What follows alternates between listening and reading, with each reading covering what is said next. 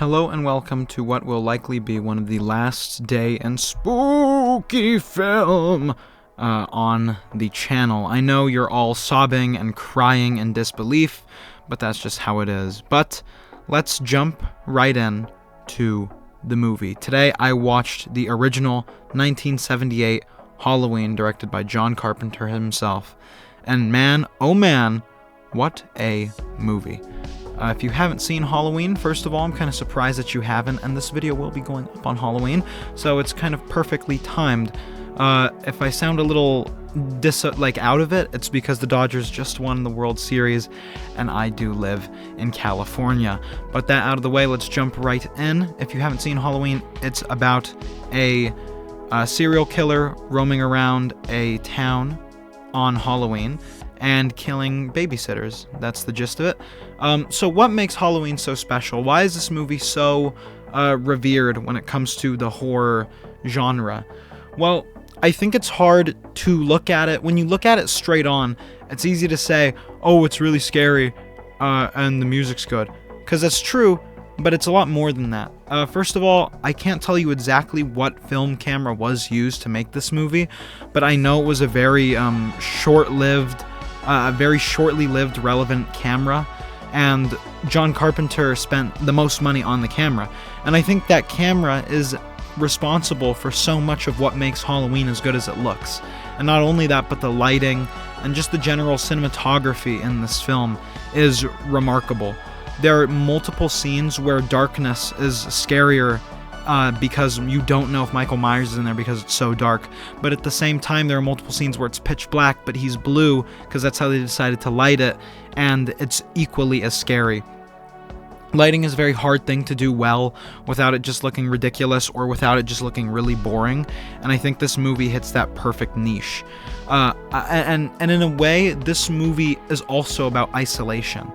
You know, even though they're not like Texas Chainsaw Massacre stuck in the middle of nowhere, Texas, or coincidentally enough, John Carpenter's The Thing stuck in Antarctica, Laurie is stuck in a suburb, a sleepy suburb in which no one is still awake, no one's willing to take in a crazy screaming woman, and everyone is basically gone. It might as well be an empty town.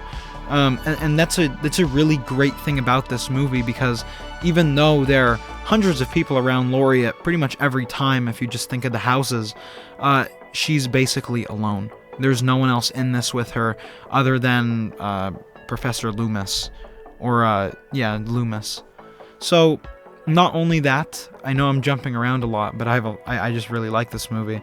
The score, John Carpenter's synth score is unbelievable. The fact that he composed this whole thing himself and directed the movie is crazy to think about, because this movie alone is responsible for giving us so many iconic pieces of music, and pretty much all of them hit just as strong as they probably should. The original, or the main theme, is iconic. You could hear that any and everywhere. Every piece just feels so new, even though this is a movie from the late 70s. Every piece of music feels so fresh and innovative, and it's just so unbelievably good and different and just unique that it's hard not to kind of fall in love with the score. Now, in saying that, this movie is definitely not perfect. I know it's maybe sacrilegious to criticize Halloween on Halloween, but hell, I'm going to do it anyway.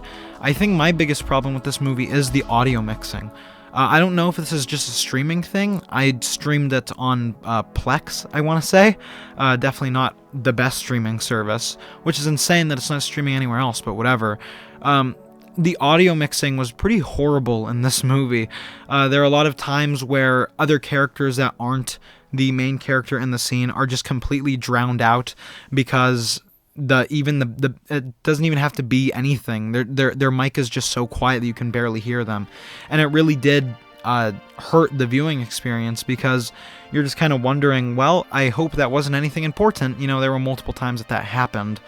Not only that, but the movie is very slow. It takes its time building your fear for Michael Myers, and the last 30 minutes are the whole payoff for that. But it really does take its time, and at points it feels a little slow. not repetitive or anything, but it just feels like it's really taking its time, and like it's kind of just doing nothing with the time that it has, which does suck, but I mean, it makes those last 30 minutes all the more worth it. My final problem is that a lot of characters are just kind of straight up pointless. Loomis is in this movie kind of just to kick it off and just to end it. The sheriff does literally nothing. A lot of the girls that aren't Laurie also do kind of nothing. This really is Laurie and Michael's movie, and it feels this movie feels the same way character-wise that you feel a good movie does when you've already fallen asleep. Like when you wake up halfway through the movie and a character is just dead and you're like, huh, I hope they didn't do anything important. It feels just as like kind of disconnected and kind of weird, which sucks, because I really wanted to throw myself into this movie. This is my first time kind of properly sitting down and watching it and paying full attention to it, because for a while I was sort of schizophrenic, but we're here now, and I'm just kind of bummed that I couldn't enjoy it as much as people hype it up to be enjoyed. I haven't really seen many of the sequels after this, so I can't really compare it too much. This movie is definitely better than all of the modern sequels, Halloween Kills and Halloween Ends, or whatever it's called. This movie is definitely better, just strictly on a technical point, a story point, an acting point, literally everything. This movie is just in every way better, which, you know, obviously you'd kind of hope it would be, being the original. But yeah, it's just better in every way. I really don't have much more to say on Halloween. This movie is very scary to me. I think this movie's best scary moments are unfortunately jump scares, but even there are definitely some slower moments that still get you just as much as a jump scare normally would. And it's so much to the point that if someone even acts remotely like Michael Myers in The Mask, I will at least get a little unnerved, just because it kind of creeps me out. You know, I'm a little sissy baby. But yeah, that's all I have to say. I hope you have a wonderful day, and I will see you in Haddonfield.